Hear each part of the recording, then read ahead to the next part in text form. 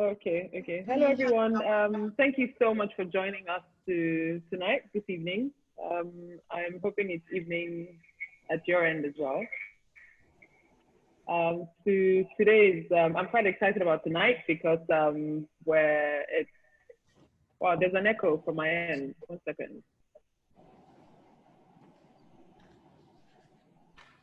Yeah, hello. Okay, so I'm quite excited about tonight's conversation because there's a slightly different twist.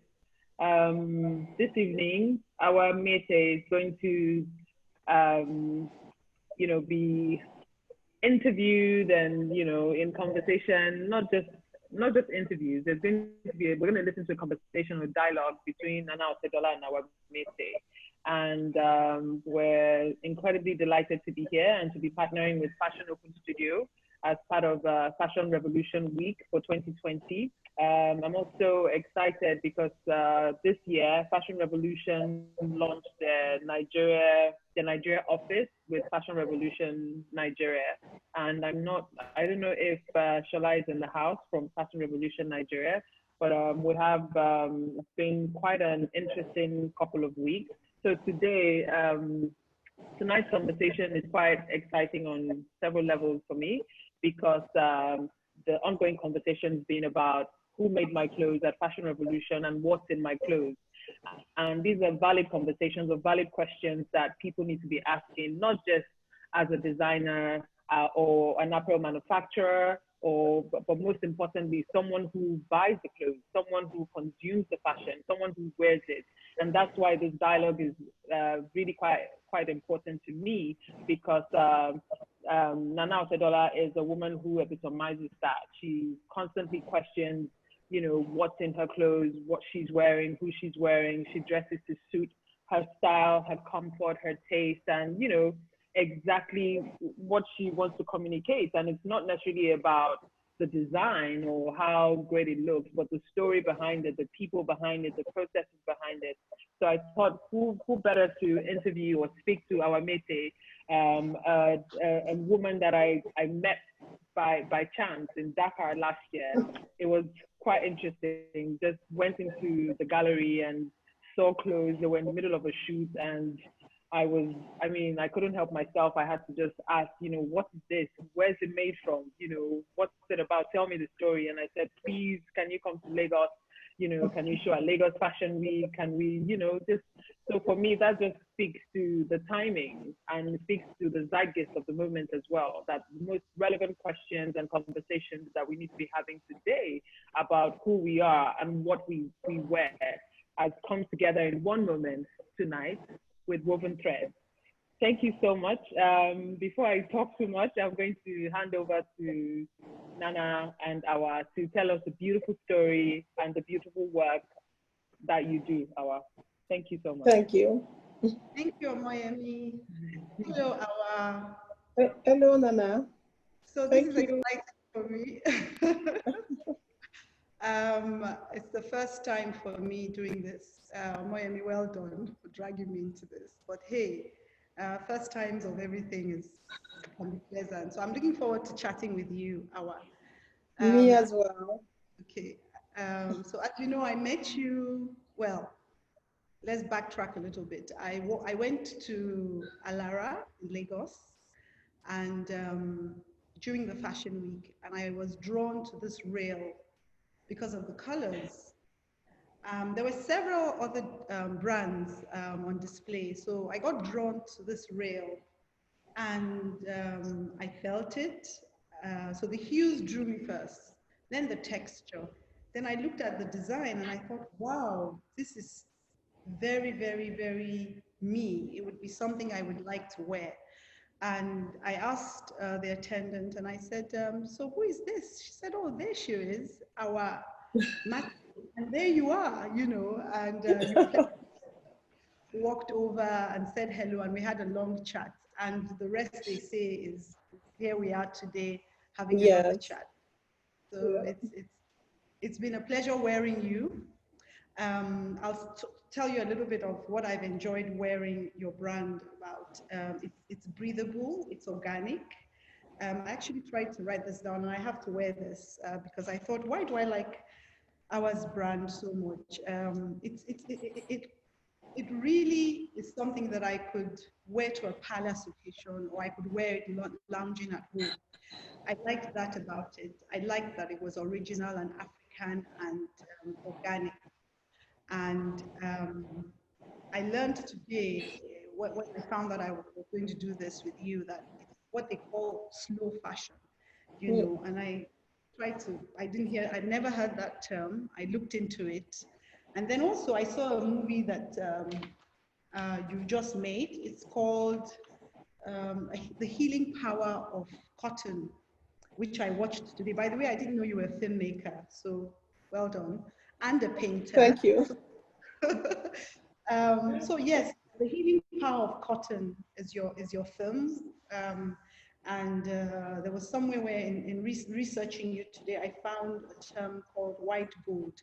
So you're all about cotton, and I also found that you have a village that's growing your cotton. So please share why cotton and why the healing power. Thank you, Nana. Thank you, Akerele. I'm so happy to be here tonight with you to talk about the process, because for me, fashion is a way to say who we are and where we want to be, what we aspire to. Cotton is very important for me because Mali is one of the most important producer of cotton.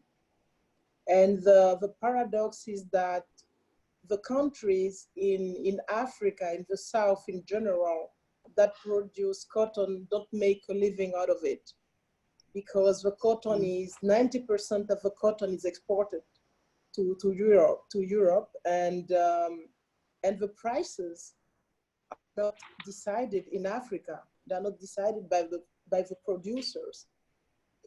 I take an example. I'm a fashion designer and I want to sell my line, and someone come to see me and say, this is the price you should sell your work. It's a bit difficult because I know my work, I know the process, I know the cost. And so cotton is like that. And the only answer to that is to transform locally the cotton to have added value. Because when you have added value to a product, you can decide how much you want to sell it. So that was the first reason why I was interested in cotton. The second reason was that I wanted to make a difference by making fashion a way to help more people to make a living out of the fashion industry in my country. So it was a bit challenging. It was not fashion for fashion, but fashion for a cause. Because glamour is good, but seeing people happy around you, seeing people being able to work, to be invested in a project with you was much more important for me. So that's how I met these women in a village which is 60 kilometers from Bamako, the capital. They used to grow vegetables, and I needed organic cotton. It's another paradox. My country produces cotton, but I couldn't find organic cotton because it was an NGO that was producing it, selling it, exporting it. So I went to see this village and I asked them if they wanted to work with me. At the beginning, they were not very ready to work with me because they didn't know me. And they say, tell us about you. I was surprised because I was like, I just want to grow cotton. I don't want to talk about me. And I said, you know, in our culture, it's important to know who you are dealing with. I said, all I can tell you is that I don't have any resources to grow cotton. I'm not an enterprise, a big enterprise. I'm just a Malian woman who wants to share something with you, who wants to learn from you. And they liked that a lot because they said, this is the first time someone comes to us and tell us clearly that she doesn't have any money. usually people, when they come to villages, they make just promises. We are going to develop you. We are going to give you solar energy. We are going to give you pumps. And from the beginning, I told them, I don't have that. I just have my ideas. I just want my strong will to do something with you. And I'll be really happy if you say yes. That's how we started. So that was a great lesson for me, because you have to be real with people. You don't need to tell people things you cannot achieve. People don't need that. This village is poor. I'm from the city, but I told them that I came with nothing, just my hope to be with them, to do something with them.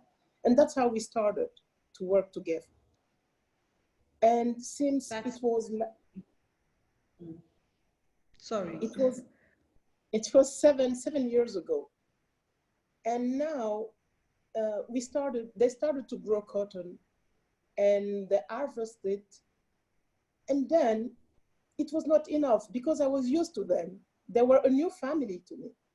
So I said, and we were a bit sad because the crop was ready and we didn't want to say goodbye.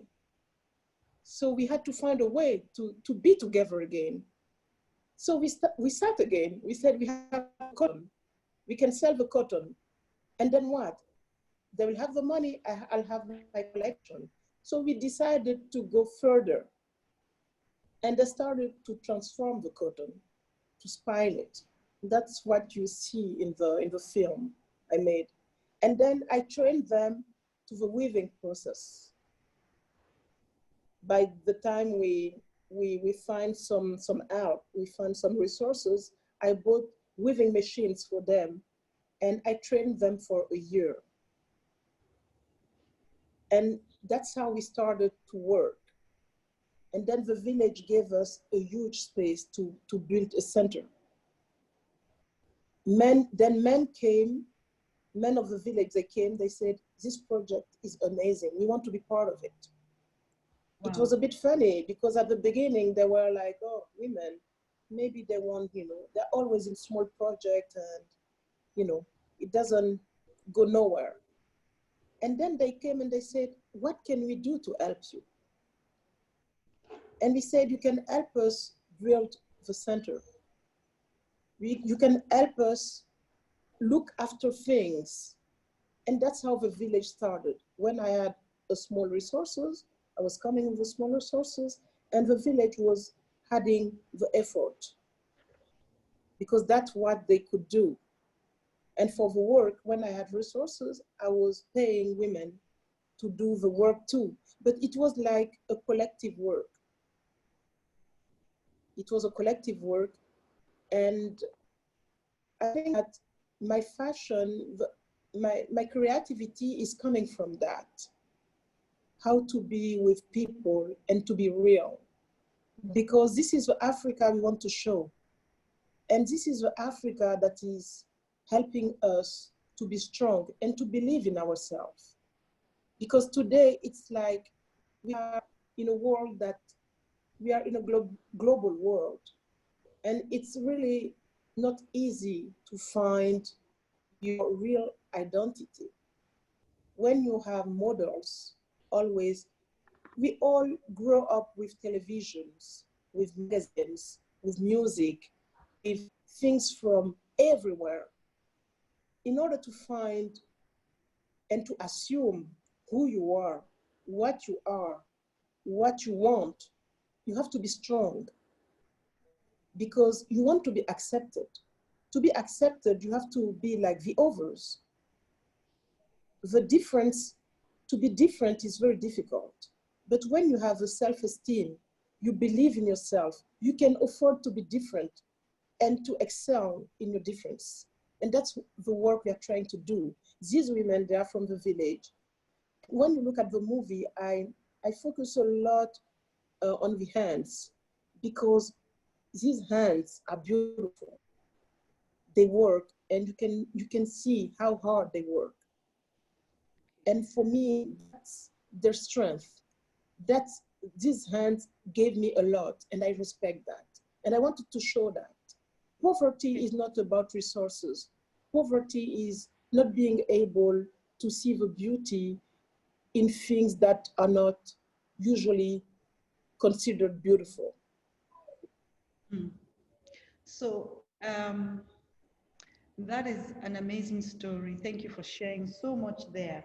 But from what I'm hearing is what you have created actually speaks of who you are in your spirit, in the sense that you're working within your people, you're putting value in what they are producing. Everything is produced locally.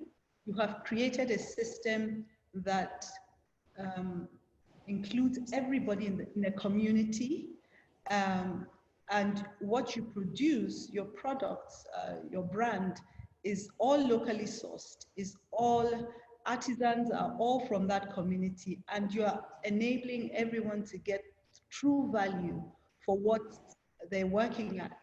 This is what I'm hearing, and that speaks to it's not only giving you a profitable business, hopefully, which is something I want to talk about later, but it's also feeding who you are as Awa. Am I correct to say that? Yes, definitely. Yes. And I find sometimes that plausible, if you know, applaudable, if you are able to be you, who you really, really are, the essence of who you are. You know, you want to be ethical, you want it sustainable, you want to make a positive impact around you, you want people's lives enriched. But then sometimes it's difficult to make it a profitable business. Can you tell us a little bit about the administrative and, you know, that aspect, you know, finance, is it profitable? How do you run the aspect that isn't your actual work, you know, your artistic work? That aspect, how do you manage that? Because that's challenging sometimes. I think that at the beginning, profit was not my main concern. But when you work, you realize that you have to make money in order to grow and in order to make it sustainable. But making money was not the main objective, because when you want to make money fast without nothing behind it, you exploit people. So what is interesting is that it took us more than 10 to 15 years to be where we are today. And I was doing, in my shop, people were starting to know me. And I sell a lot in Mali. I sell a lot in Mali. I used to sell abroad. I used to sell in Italy. That was an interesting story also. I used to sell in very chic boutique in Italy.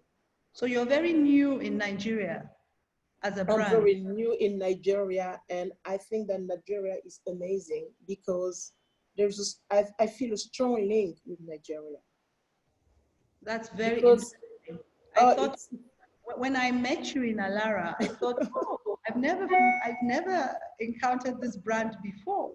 You know, I thought you were just, you know, brand new. Here you are saying you've been existing, you're a brand that's been existing for 7 years. Yes. But you know, Awa, sorry to kind of, what I also heard, which is I'm glad you mentioned, is you didn't start with money. What you started with was your idea. Yes. So it started with an idea. You went to look for what you needed. You met these women. They were growing. They weren't growing. They were exporting 90% of what they grew. It wasn't organic. They didn't trust you, but you had strong will, you know, and you continued in the journey, right? So I love that you mentioned all of that. But please go back to you feel a strongly drawn to Nigeria. You think Nigeria is amazing. Why? Because I encountered you and I thought, oh, this is a good brand. Why haven't I, you know, yeah, go on. Like Akerele said, the way we've met, it was it was so fast. I've been hearing things about Lagos Fashion Week, Alara, for so many years. Fashion in Nigeria. But when you are from this part of Africa where we speak French, Nigeria is like in the US, so far away. Wow. And when I met Akerele, she loved my work and she said, you have to come to to Lagos Fashion Week. I was like, wow, can you tell me how to do it? I'm dreaming about Lagos Fashion Week. I'm dreaming about seeing Alara for real. Wow. I want to go to Nigeria to see how things are going under Nollywood and all the dynamic in Africa.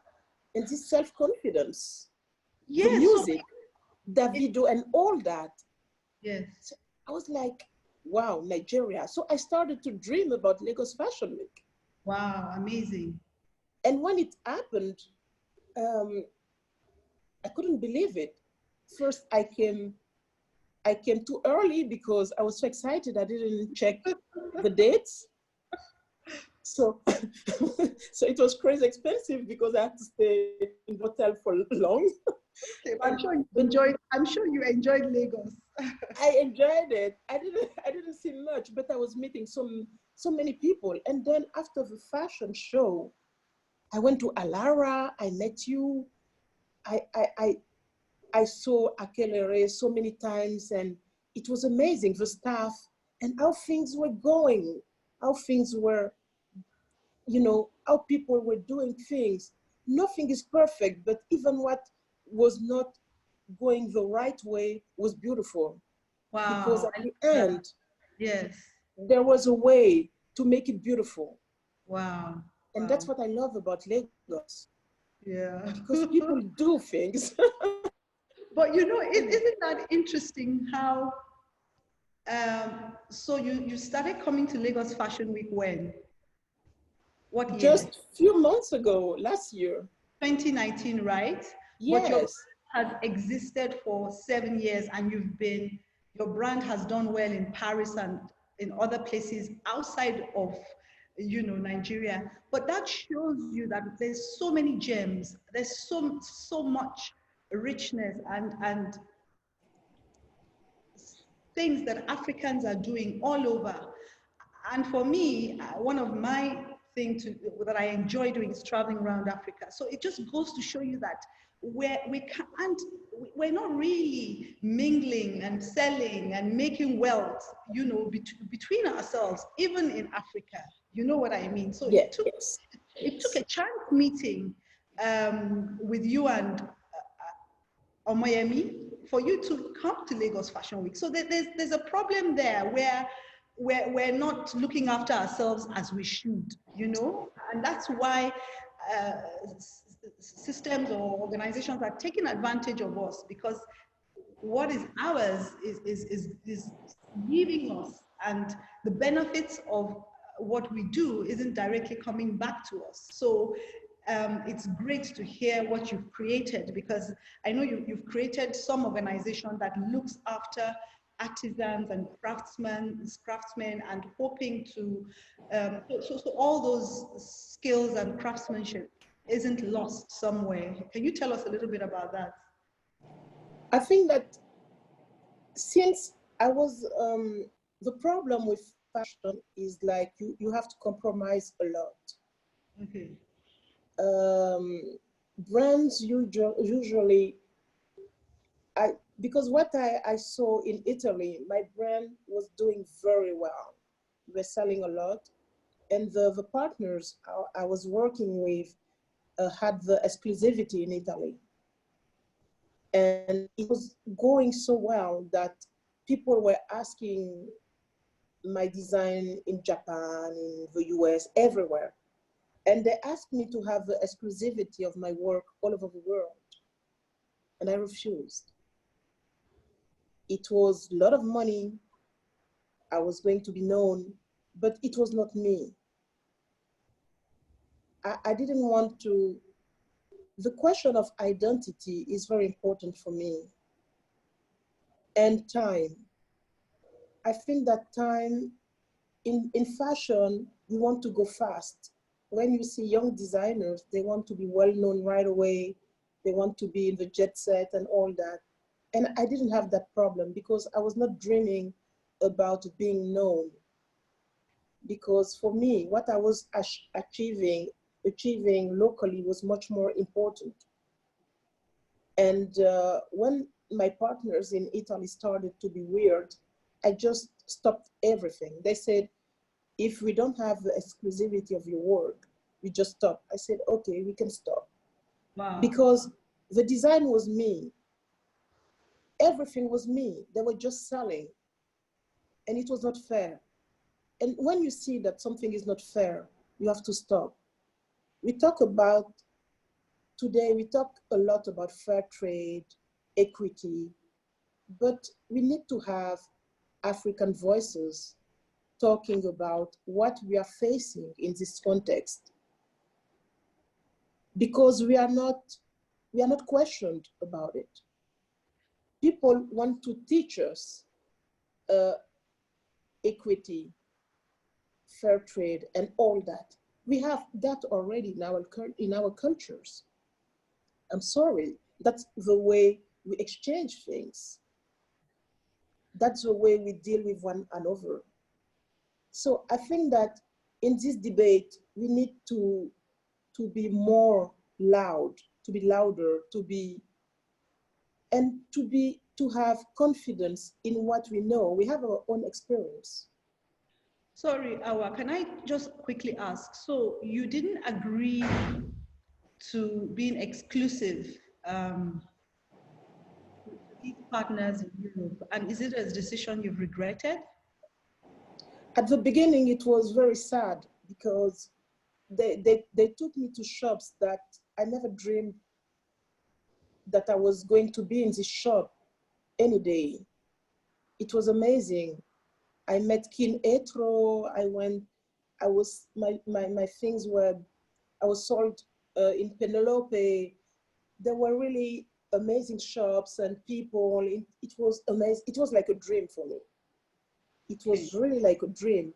But at the same time, a dream is a dream. Reality is something else. Reality is different. Yes, I agree. Reality is different, and you need to have this lucidity. Yeah. Because I know where I'm coming from. Okay. That was very important. Okay. And to extend that a little bit, has your business continued to do well? For a year or two, it was very difficult because I was working a lot with these partners and we were selling a lot. So when they stopped, I didn't know what to do. I'm not a selling person. I'm an artist. And for me, that's cultural too, because the people they were introducing me to, I didn't want to take their cards, the contacts, because for me, it was a kind of betrayal. It was stupid because I could have contacted them later on. But for me, I was a bit shy to do that behind their back. But this is how the West work. They give you the card, you give your card. So I learned a lot. But the thing is that they stopped working because once they stopped with me, they started to make copies of my design in Mali because they know craftsmen. And 2 years after that, I went to Italy and I just visited a shop and I saw one bag that was like mine, but the shop was not happy with because it was not well finished. Because people don't do it with passion. Money is not my main concern. I love what I do, and we can feel that in what we sell. So the shop, when I saw the bag, the owner of the shop asked me, "Is that yours?" I said, "No." They said, "Oh, we understand now." So they disappeared. When they stopped working with me, they disappeared. That was a problem. Okay, so and I'm still... Sorry, go on, finish that. Sorry, I'm eager to ask you this. And I'm still working. So that's to tell the young designers, Yes. don't sell yourself for nothing, for peanuts. The strength is you. The idea is you. The genius is you. It's not someone else. People are interested in you because they need what you have. But you should stay in the center. And time is very important. Don't be in a hurry. Time helps you grow. It strengthens you and you learn. Yes. And today, I know what I want. I know where I'm going. And that's really important. And I don't have the feeling that I lost my time because I did things locally. Don't underestimate what we do locally. To be seen elsewhere is not everything. You have to exist locally too, because it is locally that give a meaning to what we are. Okay. Thank you, Awa. So it's wonderful. You are able to express yourself passionately and as an artist. And I wanted to go back to the question about profitability in your business. I also love that you created, there was, a, you created an ecosystem really that works for everything you need to do with your brand. And that is amazing because you are producing in Mali and internationally you are being almost forced to a corner to be exclusive, in Europe. I guess my question is, what about the business side of things, profitability and all of that? How is it working for you? I think that profitability is working now because we are doing what you call so fashion. We don't produce a lot, and we want our brand to be a luxury brand. Like when you have one piece, like the piece you bought, and I saw a picture of you wearing it. It's amazing. And I came back to Mali. I said, "Oh, this is a Nigerian queen wearing our outfit." And they were like, "Wow!" So the piece is your product, and I love it. Every time I'm drawn to it, I have to stop myself from overwearing it. Okay. so we do slow fashion. So we produce very little. And the fashion is part of what I do, but I do small films also, and I write projects. So fashion is not only, so the resources, I have the resources in different activities. But now and these activities are helping me structure my fashion, the work I do with the fashion. And the pieces we produce, we don't produce like 1,000 pieces. We are not interested in that because everything is handmade and we sell a lot in Mali. And what we sell help us make a living out of it. Fantastic. And after Lagos Fashion Week also, Lagos Fashion Week was amazing for me in terms of business, in terms of people I met, and in terms of perspective. And that was very important. So we are selling a lot after Lagos Fashion Week also. So the business, for me, it's not like, it's different from a businesswoman. I'm not a businesswoman. And I feel fulfilled with the step I'm taking. Okay. Little by little. Yeah, so but for continuity of your business, that part has to be looked after, maybe not directly by you. You are able to be creative and keep birthing your dream and your passion, which is wonderful. But you need somebody who knows how to look after that aspect for you, because I find you have to do what you know best to do. If not, the business, as going into business, if not, you cease to exist. We can't live off our passion. So yeah. was important for me to add. Okay, so let's go.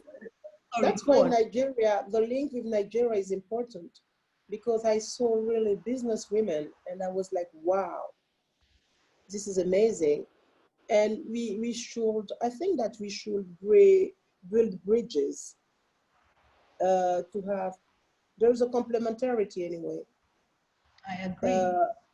And I think that we should think about that, to have a community of,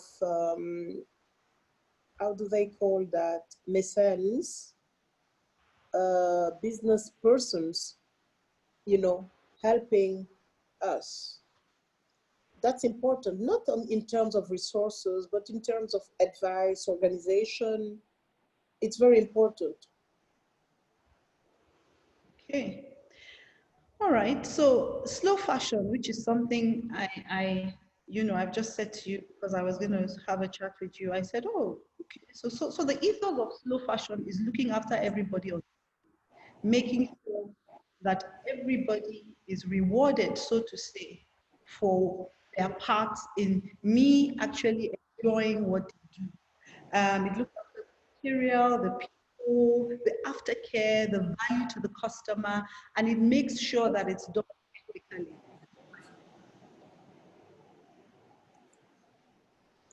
I can hear you.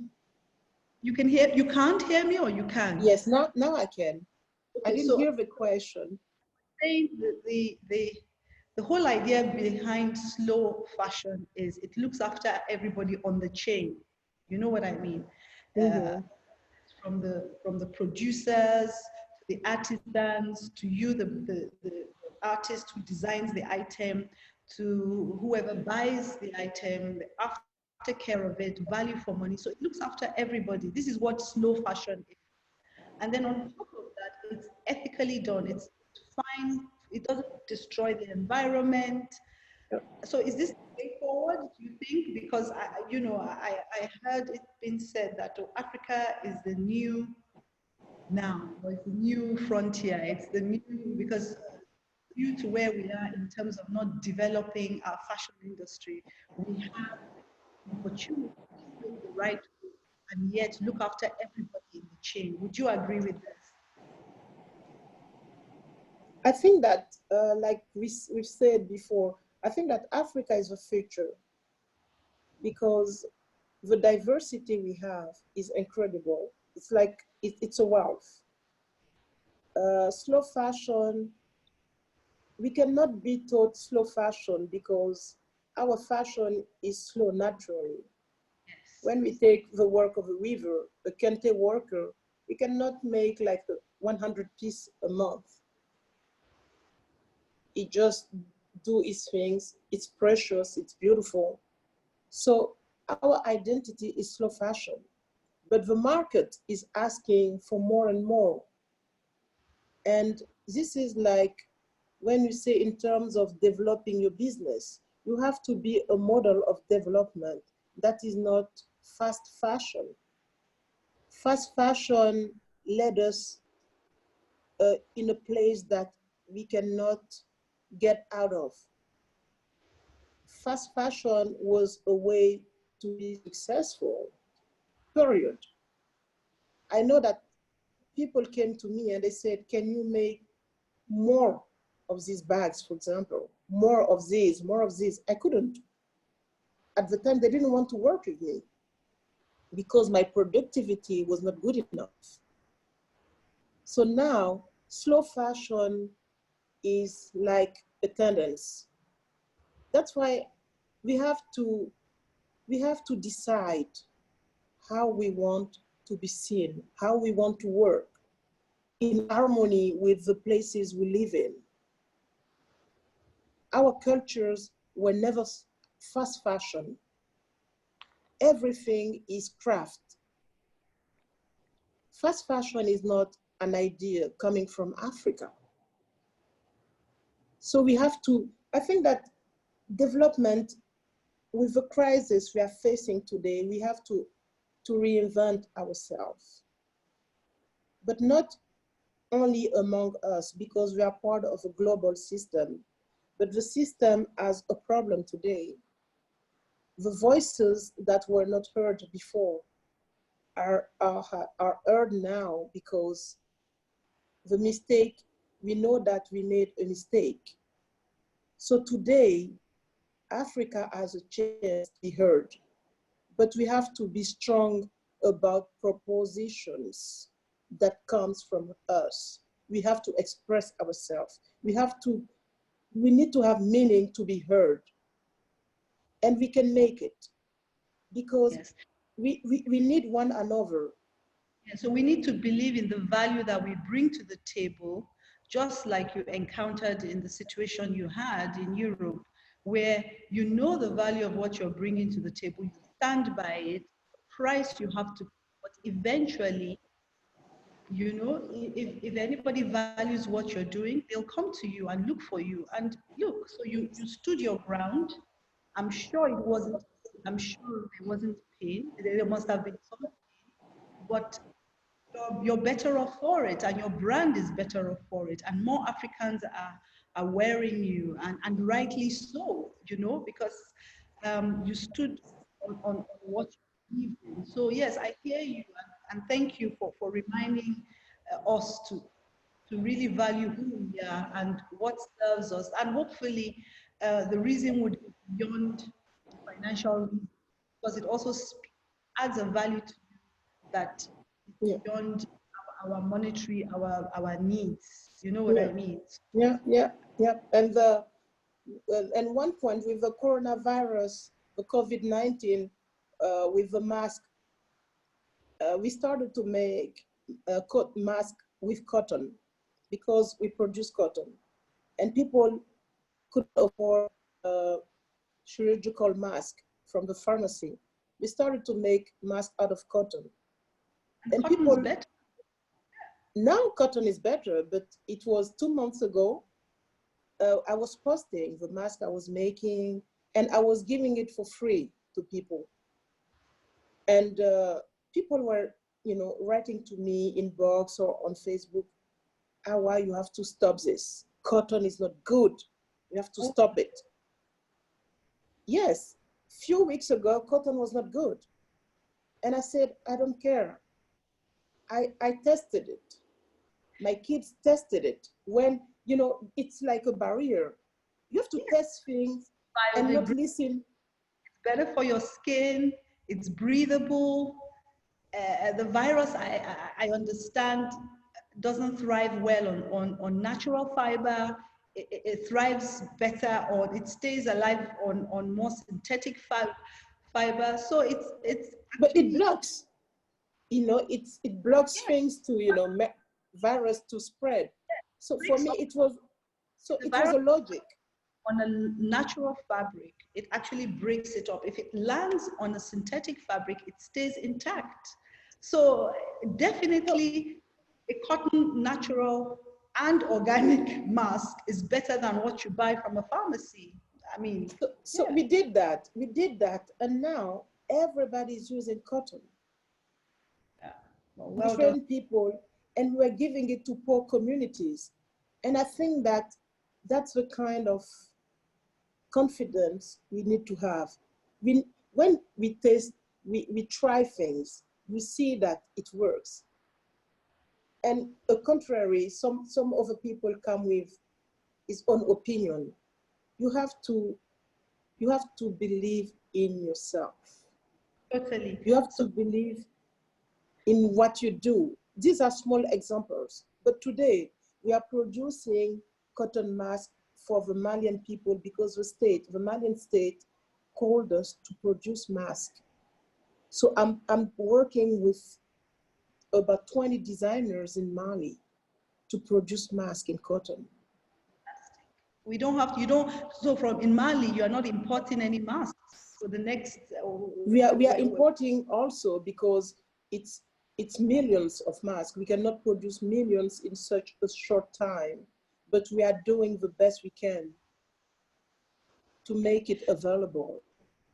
Okay, can I please ask you, what percentage of your workforce are women? The percentage is about 80%. Okay. Okay. And I also wanted 80%. a question here. Hello from Switzerland. And someone asked, Awa, could you share with us how you would describe your clientele? My clientele in Mali is Malians and Europeans, Americans. I have all type of clientele in Mali. Okay. And what kind of person does it appeal to? Is it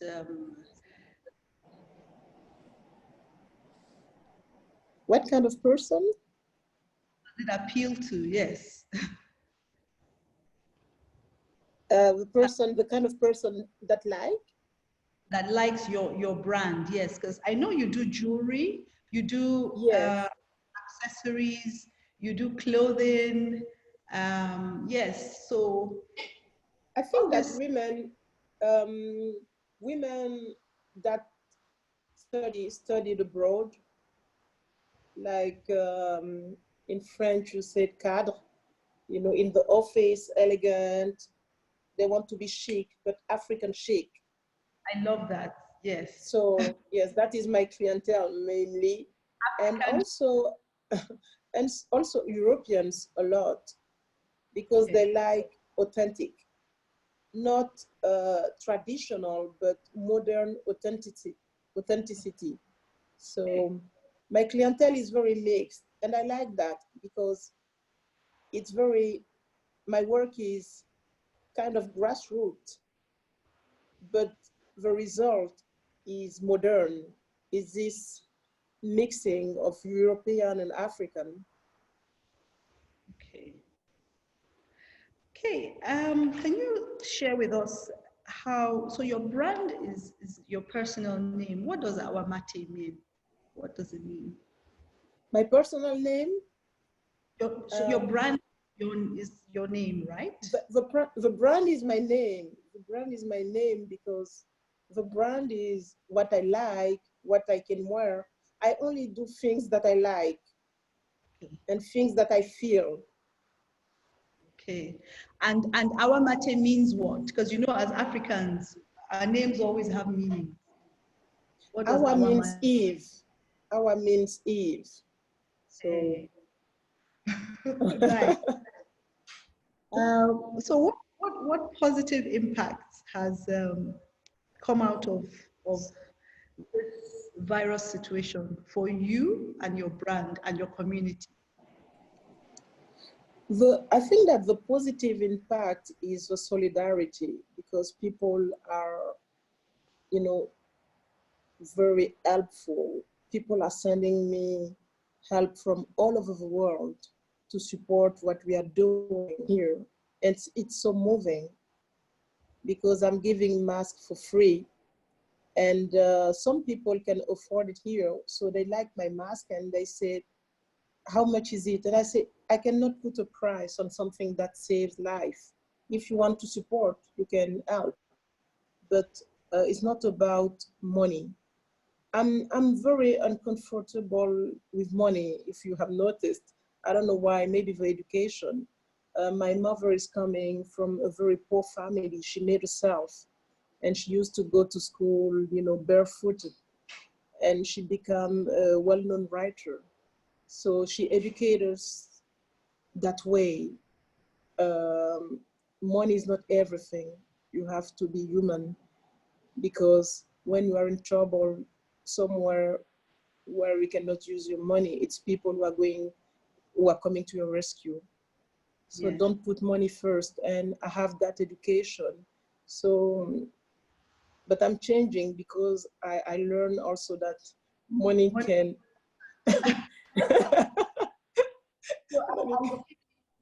And I think from my journey as well, a lot of women have influenced me positively.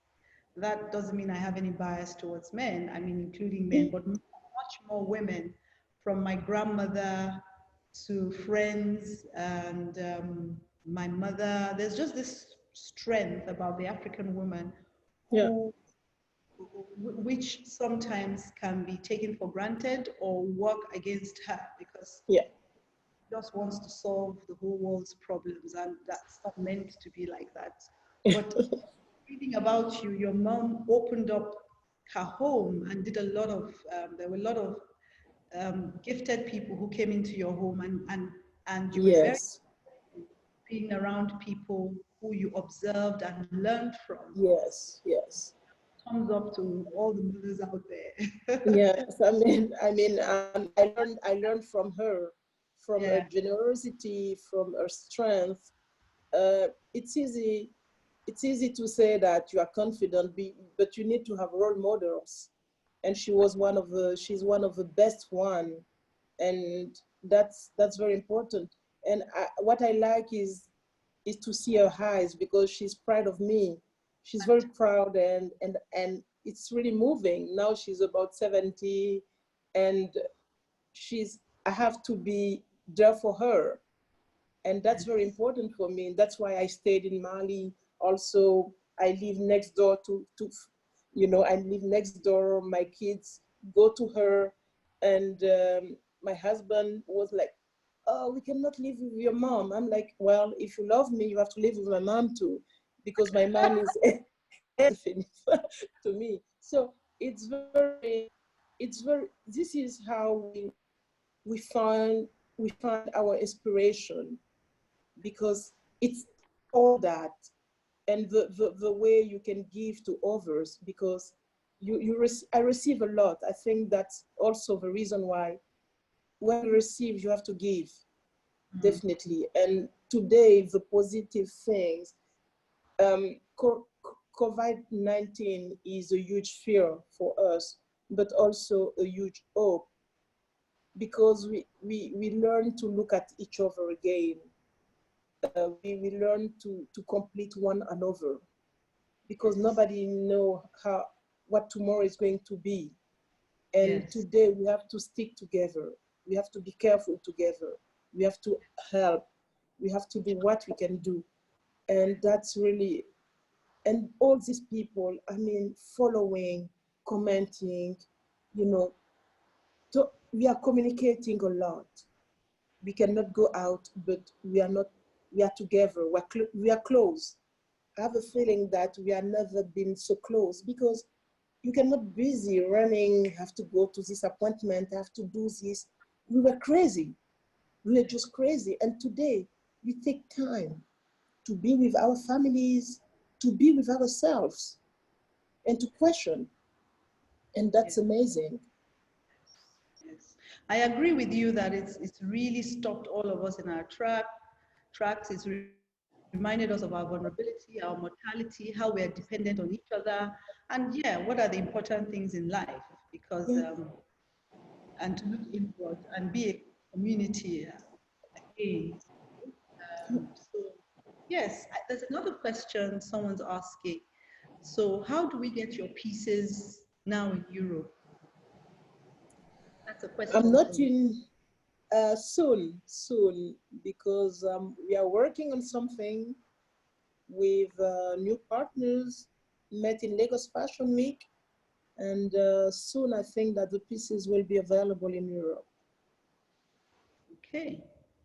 There's a question here also that says, do you have a partnership with a Nigerian partner to sell your brand and cotton face masks? I would love to buy your clothing and face masks. Yes, I'm in discussion with a partner also in Nigeria. So soon, I hope the brand will be in Nigeria too. I'm looking forward to it. Okay. There's another question that says, thank you. What are the most important aspects you use to build the communication strategy for your brand? The Something, communication, the sorry, communication strategy. Yes, excuse me. that's moved away. I can't see that now. Okay. Is it, yes, so what is the communication strategy of your, used to build your brand? Is it something you strategically defined, or did you, I think that the strategy we use to build the brand is to go organically? I didn't get the rest of your. Okay, it goes. Question is gone. How do you I stay? I think will that, take. I How do you think that stay? the, Sorry, go on, Awa. yes, I think that the strategy comes grow organically. It's not structured because to talk about my brand, I talk about how it's like in the film, we talk about it the way we proceed. Because we want everything to be smooth, to be simple, to be natural. So the communication strategy is all around that. Okay. How do you stay grounded as a fashion designer? How do I stay grounded as a fashion designer? I think that I stay grounded because I started grounded. Okay. I didn't change.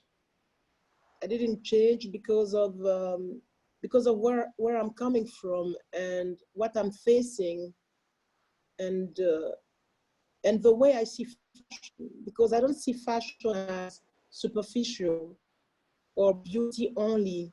I see fashion as a strength, as a shield also, because a cloth is something that covers your body, that represents you. And I think that fashion, that's the way I see fashion. So it's very, I have to be, grounded. Is that how you say it? Yes, you have to stay grounded. Is that, sorry, I missed the last part. I was trying to read the comments. Hello? Yes. Can you hear me? I can hear you. Yes. Okay, we'll move on to the next question. It says, how unique is your brand and how do you intend to change the face of African fashion and design? Oh, I think that the uniqueness of my brand, you can tell about it, Nana. Well, It's I am drawn to your brand. It's because it's very comfortable to wear. For me, I'm particular about what I put next to my skin. Now I know it's organic. I didn't know. So obviously, that drew me the feel. So first, I was drawn by the colors and the hues. They were soft. And even though the particular line I bought had black and creams in it, and then the second batch had colors. It must have been the quality.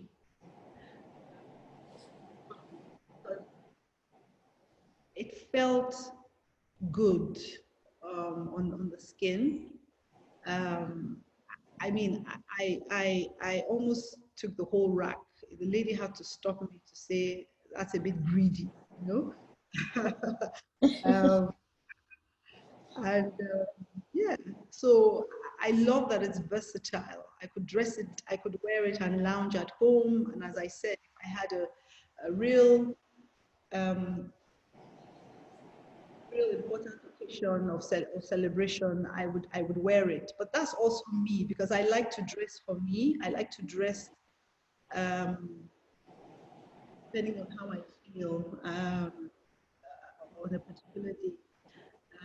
And also because they are one-off pieces, they're timeless pieces. I have things that I have had for 20 years. I think if I like something, I'll hold on to it. Sometimes it begins to great, but I still hope because I love it so much, you know. So that's what I like about your brand. It's natural, it's wearable, it's versatile. It's and now to know that it's also good for the environment and everybody along the chain gets rewarded for what they're doing. I mean, I'm even more drawn to it. So, yes. Can you tell us about your jewelry? Because that was hard for, I mean, all the pieces were gone. I didn't find any to buy. With the cotton. No, your jewelry line. Okay, yes. Is it a cotton line? Your jewelry, is it cotton as well? Yes, we recycle, after the weaving process, you have threads. So we recycle them and make necklaces out of it, of the leather. Most of the jewelries are recycled. And it's just like when you, I think that the design I create with the textile is from um, watching how the hands are working. And sometimes the mistake, when the mistake repeats itself, it becomes a design in itself. So I like to stay close to the artisans and look how they work. And sometimes for them, they say, no, no, this is not good. This is a mistake. And I find this mistake so beautiful. Is this And for the I go, this for the jewelry or the outfits? all of them, the little balls you see at the beginning are mistakes, but when you repeat them, they have, you make them, how can I say that? You make it coherent, coherence. It makes sense So when it's everything repeated. in production, everything turns out well, even because it's all handmade, and you know, even the mistakes then become a design and it works. And you have to dare to say that the mistake is beautiful, Yes, because yes. you don't have any barrier, any burden in your head and say, no, no, this is a mistake, I'll throw it away. You don't do that. Okay. So that's how we work. Even when it's not organic, it's recycled, because everything is so precious. The colors, the material, the ants that make them. So I think that's So the, sorry. yes. So the dyeing. So but back to so your production. Um, when you first went to find your cotton growers, they were they were growing cotton, and 90% was being exported, and you kind of tried to get them to grow the kind of cotton you wanted. Um, they kind of were a bit resistant, but you convinced them. So the dyeing is natural, it's organic. Sorry, this is the cotton is grown organically. The dyeing is done the same. It's all natural, right? Yes, we try to do more and more organic with the indigo technique, with the bogolan technique. Cloth. Mali is well known for the bogolan. So we try to be in that aspect of the design. But sometimes there are colors that I like that I cannot find in organic. So I avoid it. But sometimes I can use chemical. It's not very often. It can happen. So are there many varieties of cotton when you farm cotton? When we farm cotton, are there? Different. Are there varieties of cotton that are there different Yes. varieties? Yes, Okay. now we are farming brown cotton, but it is not organic, because in order for the cotton to be organic, you have to recycle the seeds on different seasons. So the seeds we have are not organic. But what is interesting about the brown cotton is that you don't need to dye it. And it's very interesting when you weave it. The texture is very different. So this year we started to work with the brown cotton. Did you say brown cotton? Yes. Yes, brown. It grows brown. Instead of white, it's brown. It's beautiful too. And somebody asked if it takes a lot of water to grow cotton. Yes, it takes a lot of water to grow cotton. And The how? difference, Yeah. yes. Go on. Yeah. With the organic one, you don't use any chemical. That's the difference, but it takes also a lot of water. Cotton crop takes a lot of water. Okay. Okay, well, thank you, Awa. That's been quite a lot you have shared, generous. Thank you, Nana. Um, and are you producing now? Are you working now? Because for us in Nigeria, we're mostly on lockdown, only essentials, people in medical, looking after those of us who need medical attention and to feed us. So, but I noticed in your film that they were making masks, and in fact, one of them you were protected yourself. Yes. Are you guys in production? Is it happening as we speak? Or have you shut down like us? Yes, we are shut down. We are not shut down totally because we cannot afford that here. People complain a lot, and but uh, from six, from 9 to 6 a.m., everything is shut down. But during the day, we can work, but we are very, very careful. Okay. I work for the mask now. I stop all the productions just to make the masks, and for that we are. I can say that we are careful. We are careful. We try to explain to people how the gravity of the situation is not. It's no joke because people in our countries, they don't believe in things. They doubt, and you have to convince them. But now people are getting scared because we have more and more people who are sick.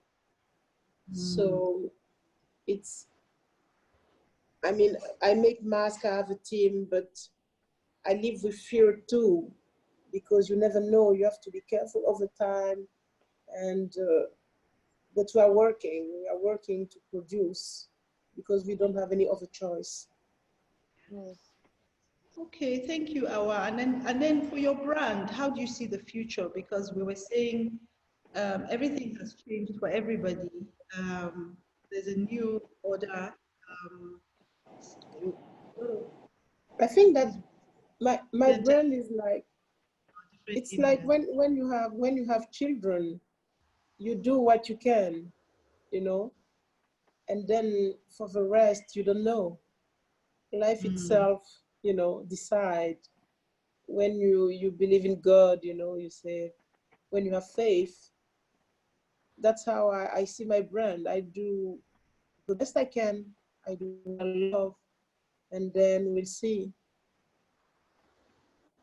I'm inspired by your commitment and sticking by you.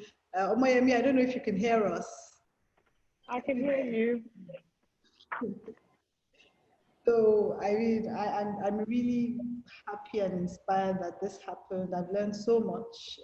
Awa, thank you. Thank you, Thank you Nana. It was so so much, nice seeing you. ladies. Thank you, Remy, Thank you. It for was really giving me the nice, chance to express, to talk, and to see you all Thank well. you. And it's a blessing. Thank you. Thank you for this conversation. I'm so inspired because I didn't even know this much when looking at your work, but to listen to the background story and has been so important to me and relevant to today's conversation around disability, around traceability. It's even been it's even been more important to me to know and get a deeper sense from where it all comes from, the cotton, and to know that this is cotton that is actually grown by farmers, not the modified one that grows within a year, but just to understand that it's done the right way as a crop and doesn't need as much water as as what a lot of cotton farmers are doing all over the world. So it's been an enlightening, I don't know, conversation for me, and it sort of restored my hope and my faith, I guess, my hope in something we've always strongly believed, that Africa is shaping fashion's future. Looking around and seeing the scramble for people trying to do, trying to adopt like approach the approach that we've been using for years. it makes me smile. And thank you so much, Auntie Nan, for joining us today, for leading this incredible conversation. And thank you everyone for listening. Thank you so much, Fashion Open Studio. Thank you, Fashion Revolution Nigeria. It's been really great, learning a bit more about what's in Awa Meite Designs clothes and who makes the clothes. Awa, I think a few people have asked, where can they buy your things in Nigeria? Can you please can you answer that question? Maybe. I have few things in Alara, and Okay. the next collection will probably be there soon. Okay. Yes. So that's it, people. If you want to shop, and do you do any social selling from your page as well, from your Instagram page? Yes. Okay. From the Instagram page. So yes, because I've seen a few questions around that, like where to buy and that. So thank you so much. Thank you, ladies. I don't want to keep you any further. Thank you so much. It's been so lovely, and we'll post this up. So if you want to watch it again or listen, really precious. It's something that's really, I mean, a lot of this is going to stay with me, but listening to you even share about what makes you grounded, that was just so inspiring to hear. Thank you. Thank you, everyone. You. Stay safe.